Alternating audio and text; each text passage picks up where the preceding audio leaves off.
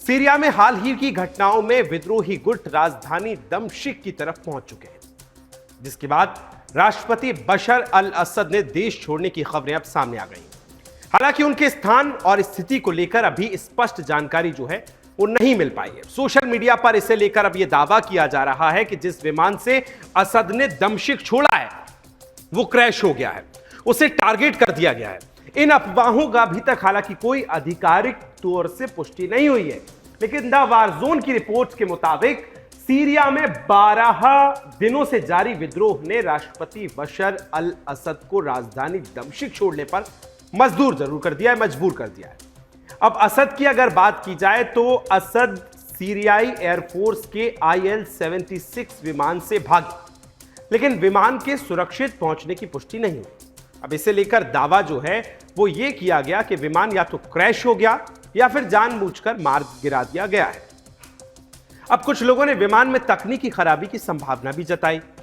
ऐसा कहा जा रहा है कि बशर अल असद रूस जाने के लिए निकला था, लेकिन उसके विमान के साथ कथित एक हादसा हो गया।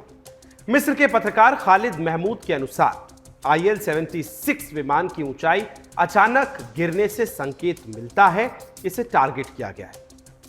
विमान के रडार से गायब होने से के बाद लेबनान के पास गिरने की खबरें मिली, हालांकि इन दावों की पुष्टि नहीं हुई है। असद के लापता होने के बाद अलग अलग दावे किए जा रहे हैं। सोशल मीडिया पर कहा जा रहा है कि उसके विमान को मार गिराया गया है क्योंकि वो देश से भागने की कोशिश कर रहा था। अटकलें तब और ज्यादा तेज हो गई जब अपने सोर्स फ्लाइट ट्रैकर्स ने खुलासा किया कि दमिश्क से निकलने वाला आखिरी विमान एल्यूशन 76 विमान था, जिसकी उड़ान संख्या सीरियन एयर 9218 थी, जिसके बारे में अब यह माना जा रहा है कि असद उसी प्लेन से जा रहा था।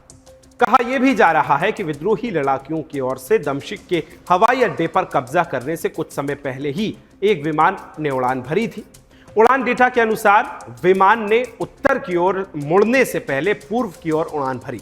हालांकि होम्स के ऊपर चक्कर लगाने के कुछ ही समय के बाद इसका सिग्नल गायब हो गया। सीरिया के गृह युद्ध में एक नया मोड़ आ गया है, क्योंकि विद्रोही बलों ने दमिश्क पर कब्जा करने के बाद बशर अल असद को सत्ता से बेदखल कर दिया है। यह 13 साल के शासन और संघर्ष का अंत है, जिससे भारी जनहानि हुई है।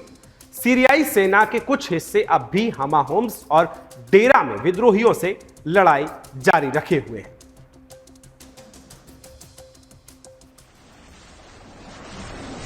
अल्लाह अकबर, अल्लाह